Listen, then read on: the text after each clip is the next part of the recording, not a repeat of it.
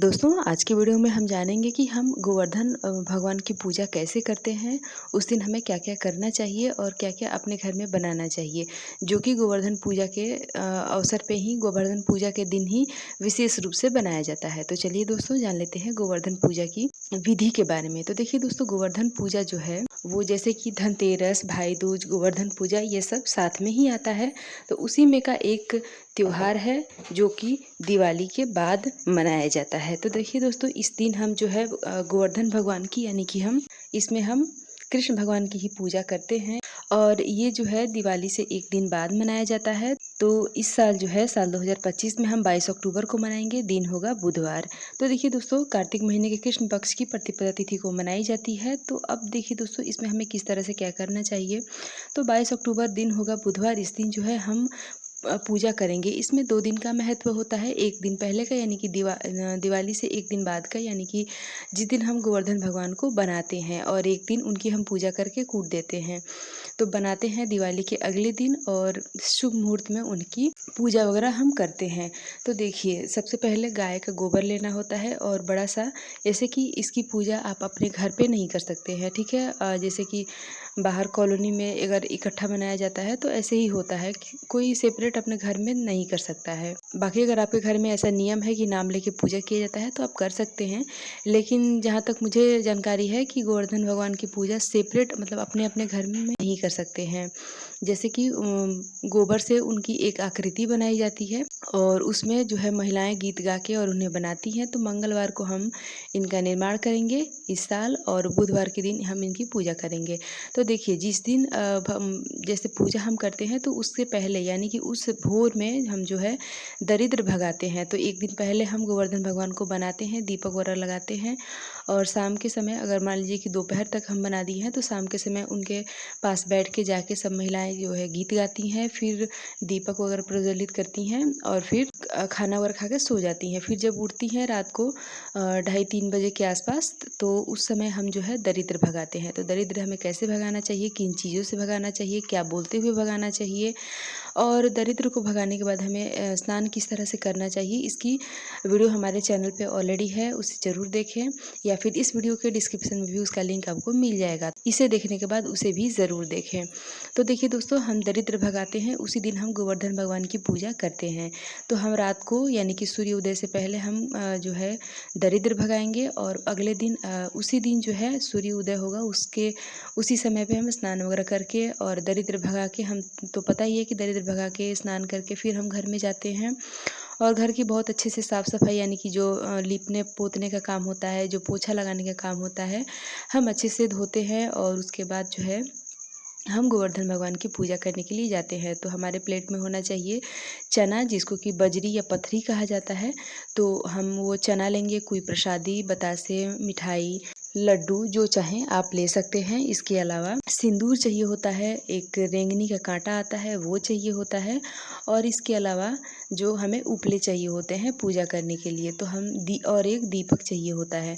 तो हम जहाँ पे गोवर्धन भगवान की प्रतिमा बनाई होती है हम वहाँ पे जाते हैं। वहाँ पे अधिकतर वहाँ पे महिलाएँ जो हैं अपने भाई की, अपने बहन अपना नाम लेके अपने भाई के साथ मतलब भाई-बहन का गीत गाती हैं और गोवर्धन भगवान की पूजा करती हैं और मतलब अपने भाई की लंबी उम्र की कामना करती हैं। तो इसी तरह से हम पूजा पाठ करते हैं। उसके बाद वहाँ से हम आते हैं प्रसाद लेकर।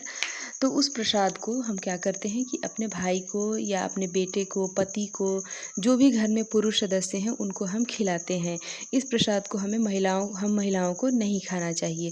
तो इस बात का आप ध्यान रखें कि गोवर्धन भगवान की पूजा का जो प्रसाद होता है वो महिलाओं को नहीं खाना चाहिए।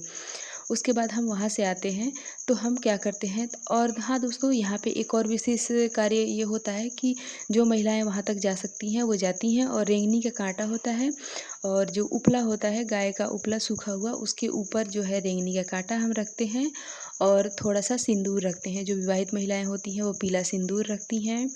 उसके बाद जैसे मुँह धो के आए बिना कुछ खाए हम पहले जैसे कि इसमें श्रापने का महत्व होता है तो हम क्या करते हैं सबसे पहले श्रापते हैं।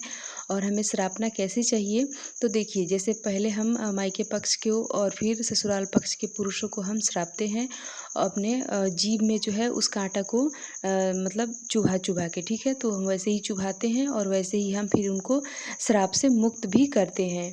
तो इस तरह से हम पूजा करेंगे और सिंदूर जो होता है वो महिलाएँ जो हैं लगा लेती हैं और जो लड़कियाँ होती हैं वो सिंदूर नहीं लगाती हैं, सिर्फ़ ऐसे ही वो श्रापती हैं और फिर श्राप से मुक्त करती हैं। और ये जो है जो जिस पे हम करते हैं जैसे कि घर में करते हैं तो इसको ले जाके हमें जहाँ पे गोवर्धन भगवान की प्रतिमा बनाई होती है, हम वहीं पे इन्हें ले जाके रख देते हैं। और वहाँ पे शुभ मुहूर्त में महिलाएँ जो है 5 या 7 गीत गाने के बाद शुभ मुहूर्त होता है। शुभ मुहूर्त में मूसल जो होता है, जो ओखल वाला मूसल होता है उससे और एक बड़ा-सा मटका रहता है, तो इकट्ठा करके गोवर्धन भगवान को और मूसल से मटके के साथ हम उन्हें गोधन को कूट देते हैं। तो इस तरह से हमारी पूजा संपन्न हो जाती है। हम घर आते हैं। घर आने के बाद विशेष व्यंजन होता है वो बनाया जाता है, वो होता है दाल वाली पूरी, यानी कि चने की दाल का स्टफिंग करके भर के हम बनाते हैं उन्हें दाल वाली पूरी। उससे दाल वाली पूरी और गुड़ वाली खीर हम बनाते हैं और वही आज के दिन हमें बनाना चाहिए। जैसे कि जिस दिन गोवर्धन भगवान की पूजा होती है उस दिन ऐसी मान्यता है कि हमें भरा पूरा ही खाना चाहिए, तो इसलिए हमारे यहाँ दाल वाली पूरी और खीर बनाई जाती है, ठीक है? तो आप अपने घर में भी इसे ज़रूर बनाएँ। इसके अलावा और भी व्यंजन आप बना सकते हैं, लेकिन ये विशेष रूप से और ज़रूर बनाया जाता है। साथ में अपने जितने भी परिवार हैं सबके साथ मिल बाँट के हम खाते हैं। तो इस तरह से हमारा जो है गोवर्धन भगवान की पूजा संपन्न हो जाती है।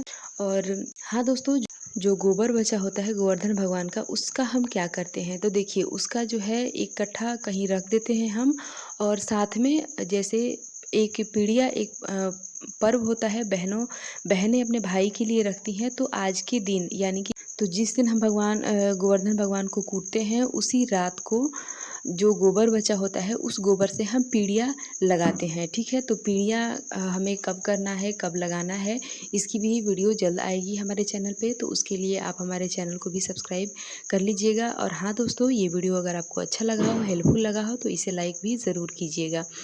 तो इस तरह से हम पीढ़िया का व्रत का शुरुआत भी यहीं से हो जाता है, गोवर्धन पूजा के दिन से ही। तो इस दिन जो है लड़कियां जो हैं अपने भाई की लंबी उम्र के लिए व्रत रखती हैं पीढ़िया का। तो पीढ़िया में अभी टाइम होता है, लेकिन जो प्रारंभ होता है, जो लगाया जाता है पीढ़िया दीवार पे, वो जो है गोवर्धन पूजा के दिन ही लगाया जाता है। तो सब बहनें अपने अपने हिसाब से जिस तरह के जितने भाई हैं उसके अनुसार गिनती करके और फिर लगाती हैं। तो आशा करती हूँ कि ये गोवर्धन पूजा की जानकारी आपको अच्छी लगी होगी, गोवर्धन पूजा विधि आपको अच्छी लगी होगी और वीडियो पसंद आया हो तो लाइक ज़रूर करें। तो दोस्तों, मिलती हूँ इसी तरह के एक और नए वीडियो के साथ, तब तक के लिए हर हर महादेव।